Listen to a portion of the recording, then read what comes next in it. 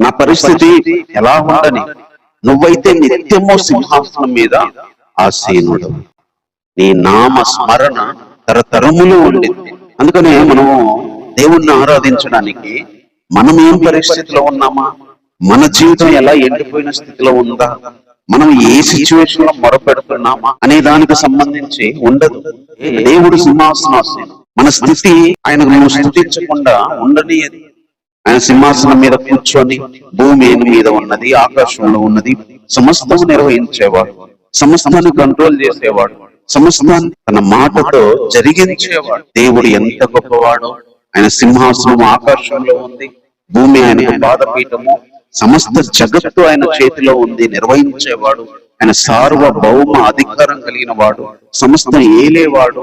ఆయన మించిన దేవుడు లేడు అని చెప్పి మనం దేవుని ఆరాధించవచ్చు అని చెప్పి ఈ కీర్తనకారుడు ఆరాధిస్తాడు.